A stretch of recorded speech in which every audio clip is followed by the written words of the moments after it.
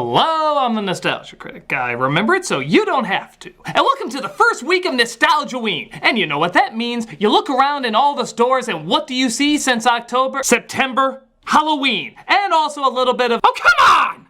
Okay, stay focused. Unlike retail stores. That means certain things are gonna be out and about. Witches, bats, spiders, monsters, and of course, the Nightmare Before Christmas. Hell, they practically have their own section.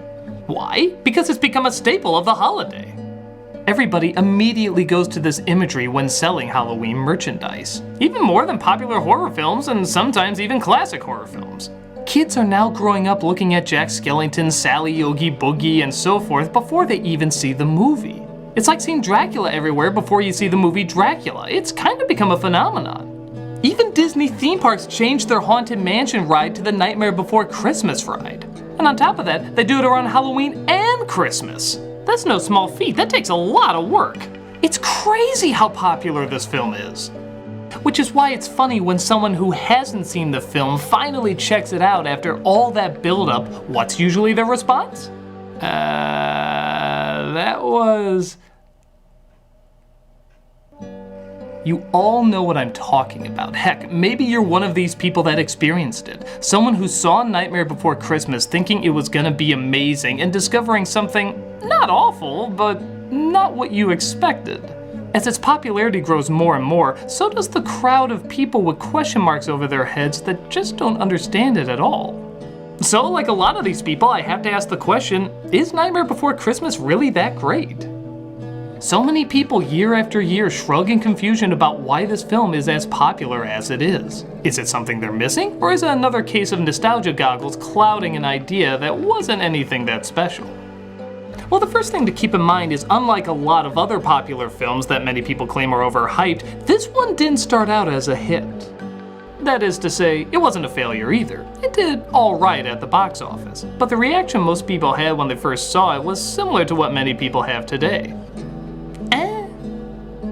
Part of the reason for that back then is actually kind of the reason today. Animated films have come a long, long way.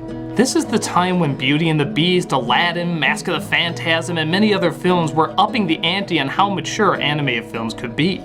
TV was following the same pattern. Many of them were trying to entertain adults as well as children. And like I said, you could argue that films and TV are doing that even today. Which is why something like Nightmare doesn't seem to fit the mold. It's not an especially grown-up story with grown-up writing or grown-up humor. It's actually super simple. Jack Skellington, the ruler of Halloween Land, wants to take over Christmas so he can do something new. So he learns to appreciate what he has. Well, okay, that sounds fine for a little child, but why is it still being seen on clothes, shot glasses, and other adult merchandise? If it doesn't seem very adult, how come adults are eating it up? Well, maybe part of it is that the idea is unbelievably creative and invites you into an unbelievably creative world. And on top of that, simplifies what is essentially kind of a hard concept to explain, holidays having their own world and such. Yet it explains it in a way that everybody can understand. Well, it's kind of tricky to do. But big deal, so it executes an idea very well. That doesn't necessarily mean that it has deep or engaging characters. The dialogue from this movie is beyond basic. Curiosity killed the cat, you know. I know. How long did it take you to write that one? But in trying to understand why people could possibly enjoy that kind of writing, can you think of other films and shorts that had similar writing? Immediately what comes to my head are holiday classics like The Grinch, Charlie Brown, the Rankin Bass stuff, and so forth. All specials that have that kind of cheap quality to them, but also a strange kind of honesty. There's a sense that they try to keep it simple because they don't want to lose the special feeling of the holiday. In all these specials, the holiday is what's at the forefront, even before the characters and story. That's always the #1 focus, and that's why we always watch them around this time of year. This one is very similar, except unlike the others, it does it with 2 holidays. And on top of that, they're 2 holidays that are so polar opposite you'd never think to combine them together. But they did, and they mesh surprisingly well. In that, they're not supposed to mesh well. Again, a message that should be made very clear. But as you can see, it's such a weird, complicated setup that it almost has to be kept simple.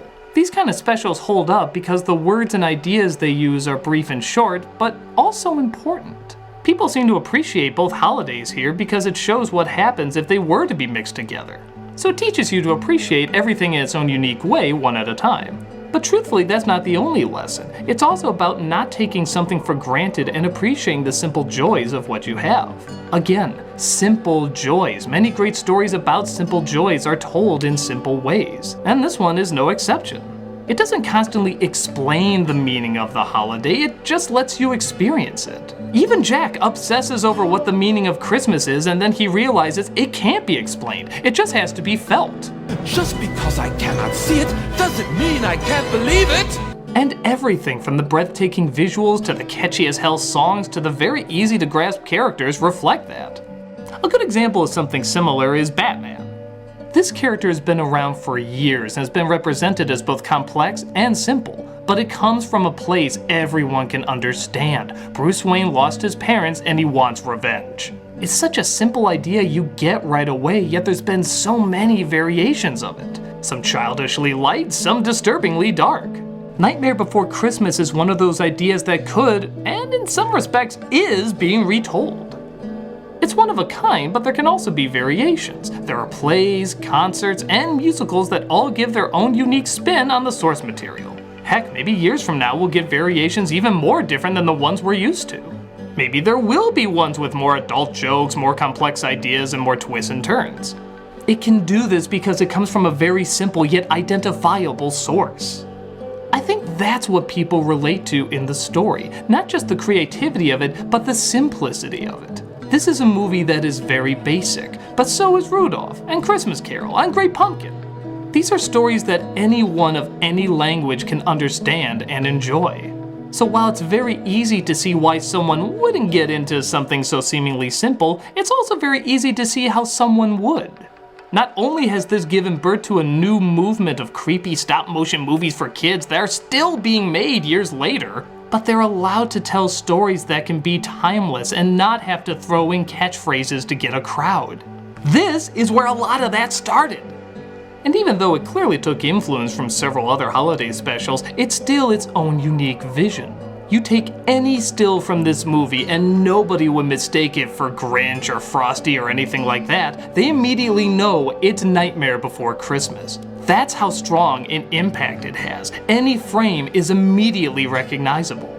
So even though it's not super funny or super dramatic or super surprising, that was never really its purpose. The purpose was to create something simple but amazing, small but impressive, weird but easy to follow. It stimulates the imagination in a way everyone can understand and in some way relate to. So while it'll never be a masterpiece to everyone, it'll still be a beacon of imagination for many of us. It's a symbol of Halloween that gets people excited, because when Jack, Sally, Zero, or any other creepy resident of Halloween Land are seen, it's a clear sign that the coolest holiday is right around the corner. And you can bet that every person that enjoys the holiday will be singing, "This is Halloween." I'm the Nostalgia Critic, and Nostalgia-ween has just begun!